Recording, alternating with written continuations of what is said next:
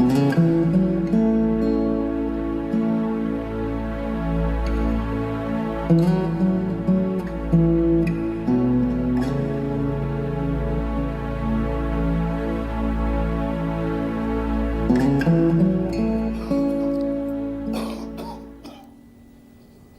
have to know that truth is what it is. We cannot conceptualize it with our human awareness. We cannot order it.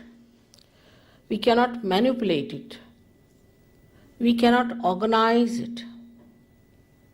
It is what it is, has been and will be. And what is the truth? Truth is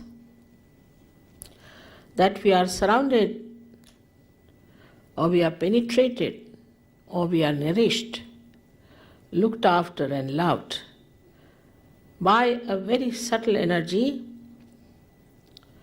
which is the energy of divine love. The second truth is that we are not this body, this mind, these conditionings, this ego, but we are the spirit. You don't have to accept what I am saying blindly, because blind faith leads to fanaticism. But as scientists, you must keep your mind open and see for yourself what I am saying. If it is so, honestly, you must accept it.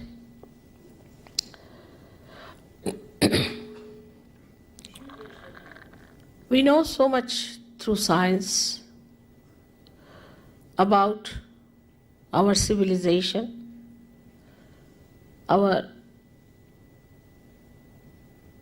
advancement. This is the advancement of a tree which has grown outside very much. But if we do not know our roots, we will be destroyed. So it is important to know about our roots. And this is what it is that I would say are our roots. As you can see, there are 7 centers within us.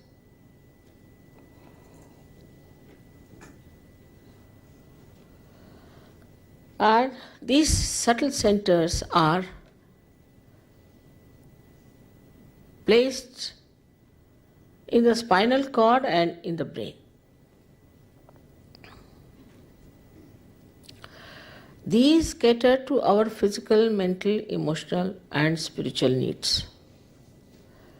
On the physical side, they manifest the energy for the use of our plexuses, which look after our physical problems. That is on the right side. The energy which is supplied by this yellow line, a subtle channel, we call it as the Pingala Nadi. This supplies energy for our physical and mental actions. So this is the power of action within us, which also caters to the right sympathetic nervous system. The another channel you see on the left hand side is the channel by which we desire, put our energy to our desire. So this is the power of desire and looks after our emotions. This is the one which looks after our conditionings also. At the end of these 2 channels, they create 2 institutions.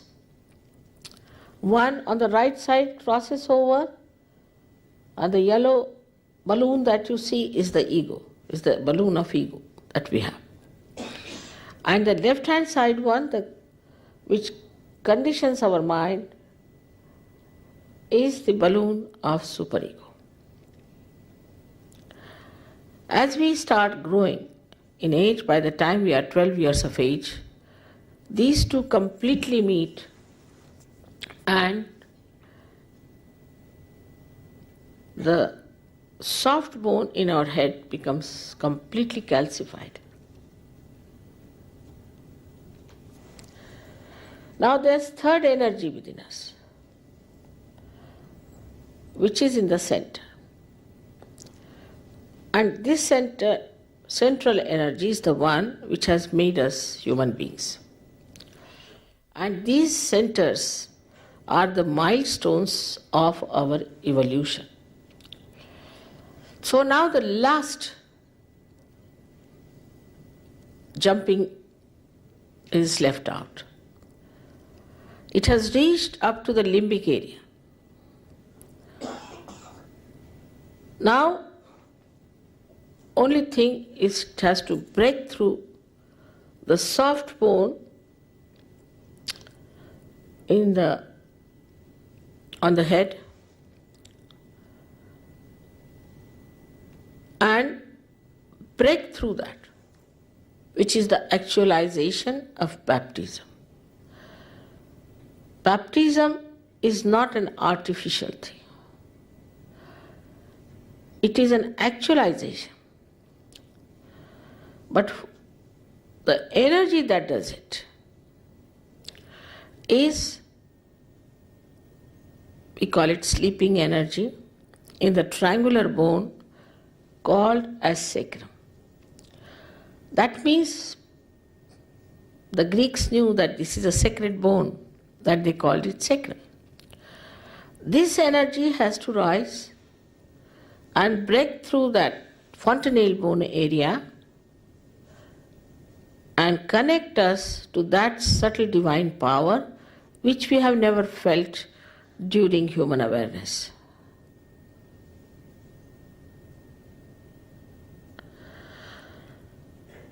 Thus,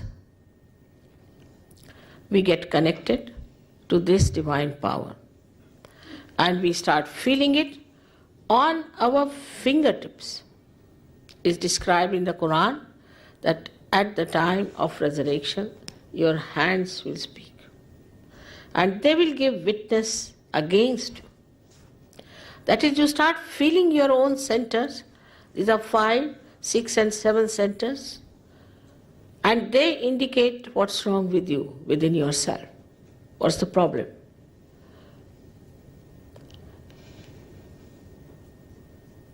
Also, you can feel the cool breeze coming out of your head. Cool breeze of the Holy Ghost. Because this sleeping power, which is called as the Kundalini, Kundala means coils, is the power of pure desire within us. So now we have this kind of a mechanism within us existing. Now this is a living process of evolution.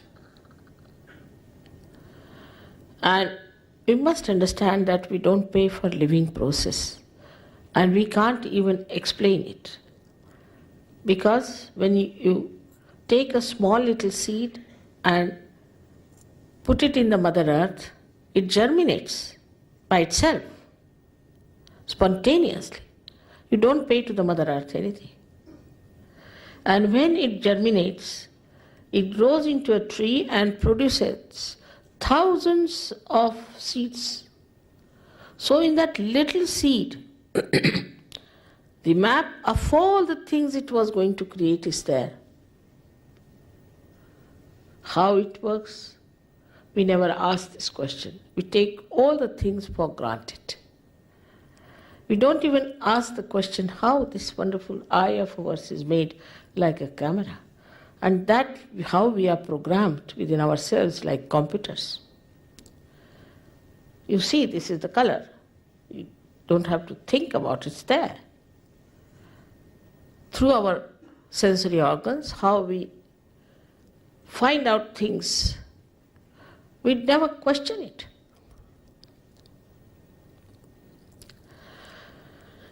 But to answer now all our questions, we have to become the divine computer.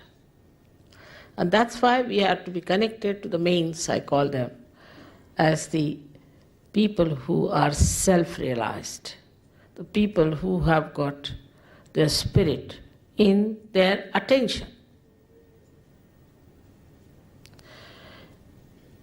When the attention is enlightened through this happening, then you can see the absolute truth. Like supposing you are holding on to a snake and there's darkness, and somebody tells there is darkness. But you have got a snake in your hand. I can see it. You say, no, I think it is a rope. Now, if you put on the light, immediately that person will drop. In the same way, when the attention gets enlightened by the Spirit, the first nature, innate nature of the Spirit is that it manifests absolute truth.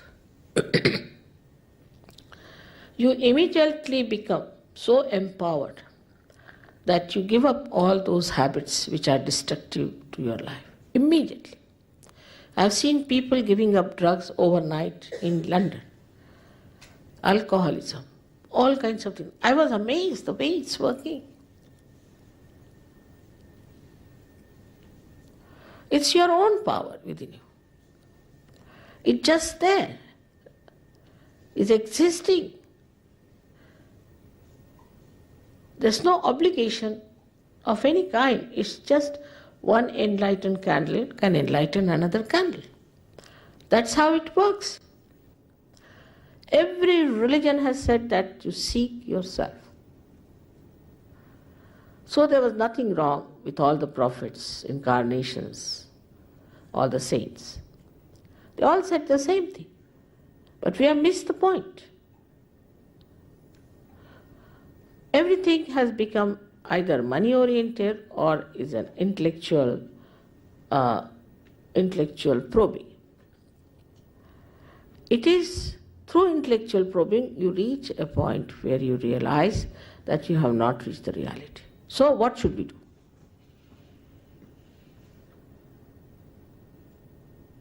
And this is a very great gift of modern times, which was promised long time back.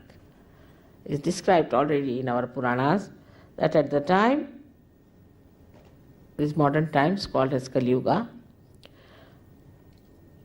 the Parama Chaitanya or this all-pervading power will become active. Means there is Kruta Yuga, it will become active. And through it, thousands of people will get their realization. Even in the Bible, they have said that it's quite a limited number. John has written in his revelation, it's quite a limited number, but we have already crossed that.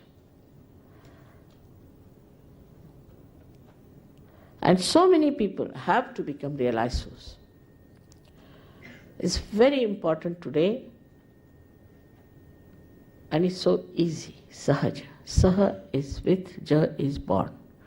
Born with you is the right to become one with the divine, united with the divine, that is yoga. Yoga is nothing but to be united with that divine power. That's what yoga is. All other things are subsidiary. This union brings forth new dimensions on our central nervous system. As an evolution, we always develop a new dimension. By this, you develop a new awareness of collective consciousness, by which you can feel other people, their centers. Sitting down here, you can feel the center of somebody who is dead. even you can feel his centers and find out what he was. Was he a realized soul or not? You can find out about anybody, whether he was a realized soul or not, sitting down here. You have to just think about it, put your hands. If you are a realized soul, you can feel on your fingertips what is the problem.